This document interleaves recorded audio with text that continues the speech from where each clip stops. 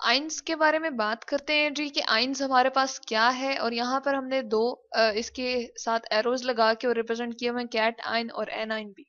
तो पहले जी हम ये बता देते हैं कि आइंस हमारे पास होता क्या है।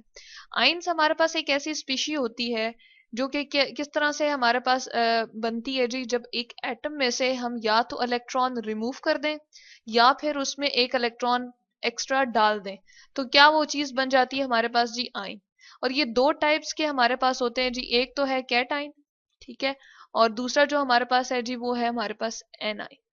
तो पहले हम जस्टिफिकेशन दे देते हैं कैटाइन की, और कैटाइन को हम किस तरह से पहचान सकते हैं और क्या है इसके अंदर जी। इसका जब हम नेम देखते हैं तो इसके नेम में है जी कैट।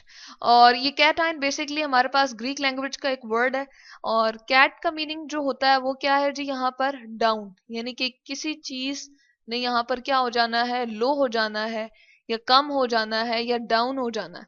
तो हम इस तरह से करते हैं कि जी इसकी एग्जांपल लेकर एक स्टडी कर लेते हैं एक एटम के साथ। अब यहाँ पर जी हम सोडियम का ये एटम ले आए और इसका एक स्ट्रक्चर भी हमने देख लिया। यहाँ पर लिखा हुआ है जी सोडियम और इसका एटॉमिक नंबर मेंशन है 11। 11 क्या शो कर रहा है जी, इसके अंदर इलेक्ट्रॉन या प्रोटॉन की तादाद, ठीक है। 11 यानी कि ये बेसिकली हमारे पास अभी न्यूट्रल एटम है, यानी कि इसके पास प्रोटॉन कितने हैं, 11 है, ठीक है, उसकी तादाद 11 है। इसी तरह से प्रोटॉन के ऊपर चार्ज क्या है जी, ये न्यूक्लियस में मौजूद है और इसके ऊपर चार्ज क्या होता है जी, पॉजिटिव चार्ज होता है। और ये बराबर है बाहर ऑर्बिट में जो मूव कर रहे हैं जी इलेक्ट्रॉन, जो कि तादाद में कितने 11 ही है, और इसके ऊपर चार्ज क्या है जी, नेगेटिव। अब क्या होता है, हम इसके इलेक्ट्रॉन को जी रिमूव कर देते हैं यहाँ से, ये जो है हमारे पास इस आखिरी वाले शेल में से रिमूव कर देते हैं। लेकिन इससे पहले हम ऐसा करते हैं कि गिन लेते हैं। पहले वाले हमने कहा कि प्रोटॉन जो है वो 11 होंगे, न्यूट्रॉन 11 होंगे इसके न्यूक्लियस में मौजूद। उसके बाद फर्स्ट शेल आता है जिसमें हम कहते हैं मैक्सिमम 2 इलेक्ट्रॉन आ सकते हैं, तो 1 और 2 आपको 2 इलेक्ट्रॉन नजर आ रहे हैं। उसके बाद जी हम नेक्स्ट वाले में देखते हैं 8 इलेक्ट्रॉन है, 1 2 3 4 5 6 7 8, तो 10 हुए।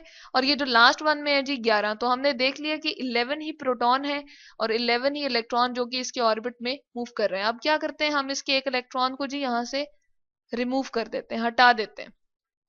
और ऐसा करते हैं, अब इनकी तादाद को गिनते हैं तो कितना रह गया है और कितनी इस पे हम कहते हैं कि इलेक्ट्रॉन या प्रोटॉन की तादाद रहेगी, वो जानते हैं जी। प्रोटॉन तो अगेन हमारे पास क्या है जी, वो 11 ही है। तो यहाँ पर हम लिख देते हैं कि प्रोटॉन जो है वो हमारे पास जिसके ऊपर जी चार्ज क्या होता है, 11 होता है। यहाँ पर हम देख रहे थे कि प्रोटॉन और इलेक्ट्रॉन की तादाद बराबर थी और एक दूसरे के इफेक्ट को क्या कर रहे हैं जी, वो कैंसिल कर रहे हैं, इसलिए इसके ऊपर कोई चार्ज पहले नहीं था। लेकिन जैसे ही हमने इलेक्ट्रॉन अब यहाँ से क्या कर दिए जी, कम कर दिया, और इलेक्ट्रॉन की तादाद कितनी होगी है, गिनते हैं जी, 1 2 3 4 5 6 7 8 9 10। तो यहाँ पर हम लिखते हैं जी, अब हमारे पास इलेक्ट्रॉन की तादाद कितनी हो गई है, 10 हो गई है, ठीक है। तो ये जी अब बराबर नहीं है हमारे पास इलेक्ट्रॉन और प्रोटॉन की तादाद। 10 इलेक्ट्रॉन 10 प्रोटॉन के इफेक्ट को तो न्यूट्रलाइज कर देंगे, यानी कि उनका इफेक्ट जो है वो बराबर हो जाएगा, लेकिन एक प्रोटॉन इसके पास एक्स्ट्रा है। यही वजह है कि हम इस होल पूरे के ऊपर क्या चार्ज मेंशन कर सकते हैं, अगर मैं ब्रैकेट डाल के और इसके ऊपर चार्ज बताना चाहूं तो वो क्या हो जाएगा जी, पॉजिटिव चार्ज। और अगर मैं सोडियम को यहां पर लिखना चाहूं तो अब मैं क्या लिखूंगी जी, सोडियम पॉजिटिव, यानी कि इससे पता चला कि कैटाइन के ऊपर क्या चार्ज होता है जी, पॉजिटिव चार्ज होता है, ठीक है। अब ये पॉजिटिव चार्ज क्यों आया, क्योंकि इलेक्ट्रॉन की कमी हो गई है। इसके नाम से हमने बताया था तो जी कैट का मतलब क्या होता है, डाउन, और इलेक्ट्रॉन की अमाउंट जो है वो क्या हो गई, डाउन हो गई है, या उसकी मिकदार जो है वो कम हो गई है, तो इसलिए हम कहते हैं जी कैटाइन। और इसके ऊपर चार्ज क्या है जी, पॉजिटिव चार्ज। अब यहाँ पर ये बात भी हम थोड़ा सा जहन में रख लेते हैं जी कि अगर पॉजिटिव लिखा है तो इसका मतलब ये है पॉजिटिव 1, ठीक है, यानी कि इसमें से एक इलेक्ट्रॉन रिमूव हुआ है। अब ऐसा करूं कि मैं इसमें से एक और इलेक्ट्रॉन रिमूव कर दूं, तो इसके ऊपर हम क्या लिख देंगे जी, पॉजिटिव 2, और इसके बाद अगर एक और रिमूव कर दूं तो पॉजिटिव 3। यानी कि ये जो पॉजिटिव 1 और पॉजिटिव 2 पॉजिटिव 3 क्या शो कर रहा है कि इलेक्ट्रॉन की कितनी तादाद हम इसके अंदर से इस एटम में से निकाल रहे हैं। दूसरी बात करते हैं जी हम एनाइन की। एनाइन की तरफ जाते हैं तो अगेन इसके नाम की तरफ पहले हमारा जो है फोकस जाता है, क्या है जी, एनाइन में एन जो है वर्ड लिखा हुआ है, और अगेन ये ग्रीक लैंग्वेज का ही वर्ड है।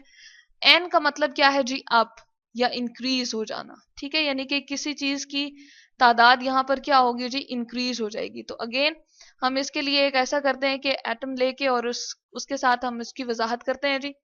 यहां पर हम ले आए जी फ्लोरीन का एटम, ठीक है, और इसका एटॉमिक नंबर हमने यहां पर जाहिर किया हुआ है जो कि क्या है 9, यानी कि क्या शो कर रहा है इसके अंदर प्रोटॉन या इलेक्ट्रॉन की तादाद 9 है। आप देख लेते हैं यहाँ पर जी क्या हमारे पास इलेक्ट्रॉन की तादाद 9 है। फर्स्ट वाले में 2 है इलेक्ट्रॉन, नेक्स्ट वाले में कितने हैं जी 1 2 3 4 5 6 और 7, और ये पहले वाले दो कितने हो जाएंगे जी 9। तो हम यहाँ साइड पे लिख देते हैं जी हमारे पास 9 प्रोटॉन जिसके ऊपर क्या है जी पॉजिटिव चार्ज है, वो बराबर है किसके 9 इलेक्ट्रॉन के, और एटम जो है वो न्यूट्रल है क्योंकि दोनों की अमाउंट पॉजिटिव और नेगेटिव चार्ज की अमाउंट जो है वो क्या है जी बराबर है। लेकिन अब हम क्या करते हैं एक और इलेक्ट्रॉन जो है वो इसके अंदर ऐड कर देते हैं, शामिल कर देते हैं, तो क्या होगा अब हम गिनते हैं जी कितनी होगी तादाद और लिखते हैं यहाँ पर प्रोटॉन की तादाद अगेन क्या है जी 9 प्रोटॉन हमारे पास, ठीक है, जिसके ऊपर क्या है जी पॉजिटिव चार्ज है। और इलेक्ट्रॉन की तादाद अगर हम देखें तो इसको हम काउंट करते हैं जी यहाँ से 1 2 3 4 5 6 7 8 9 और 10 हो गई है जी इलेक्ट्रॉन की तादाद। तो यहीं से हमें पता चला कि इलेक्ट्रॉन की जिसके ऊपर नेगेटिव चार्ज है वो हमारे पास तादाद इंक्रीज कर गई है या अप है, या इसका नाम से हमने यही मीनिंग निकाला, या नाम से इससे रिलेशनशिप हम यही देख सकते हैं कि इलेक्ट्रॉन की तादाद ज्यादा हो गई है।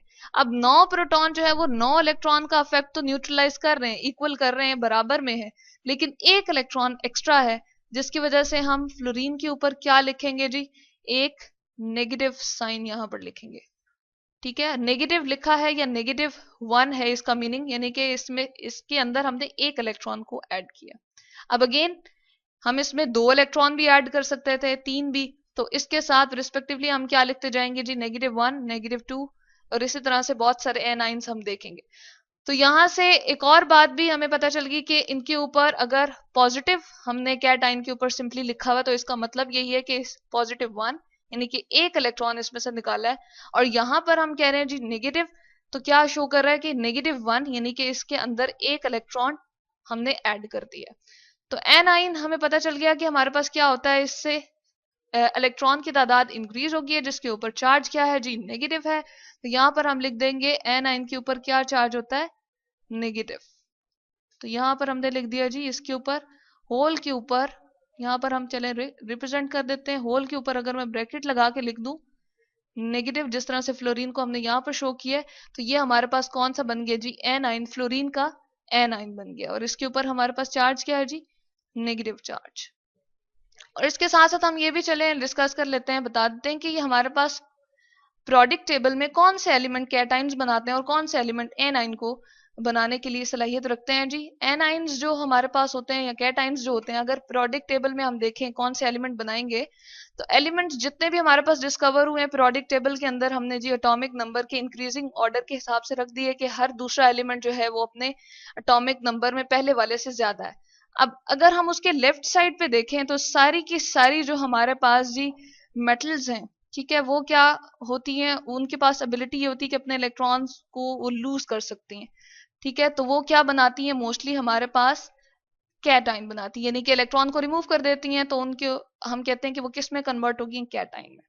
और जो हमारी राइट साइड पे प्रोडिक्ट टेबल के अगर हम देखें तो जो नॉन मेटल्स अवेलेबल होती हैं जी उनके अंदर सलाहियत ये होती है कि इलेक्ट्रॉन को अपने अंदर ऐड कर लेती हैं क्योंकि उनका साइज जो है वो स्मॉल होता है, और भी बहुत सारी रीजंस होती हैं जिसकी वजह से वो इलेक्ट्रॉन को ऐड करने के बाद एनाइन में जी तब्दील हो जाती हैं। तो यहाँ हमने देखा आइंस हमारे पास क्या है कि एक एटम अपने अंदर से इलेक्ट्रॉन निकाल दे, पॉजिटिव आइन के अंदर तब्दील हो जाए तो उसको हम कैटाइन कहते हैं, और अगर एक एटम अपने अंदर एक इलेक्ट्रॉन को ऐड कर ले और किस में कन्वर्ट हो जाए जी नेगेटिव आइन के अंदर जिसको हम एनाइन कहते हैं, तो ये हमारे पास है जी कैटाइन और एनाइन, और इसको हम कलेक्टिवली आइंस भी कह सकते हैं। तो दो तरह के हमारे पास हैं जी कैटाइन और एनाइन, और मोस्टली कैटाइन जो है वो कौन सी हमारे पास बनाती हैं जी एलिमेंट्स जो कि हमारे पास मेटल्स होती हैं, और नॉन मेटल्स जो है उनकी सलाहियत होती है वो एनाइंस बनाती हैं।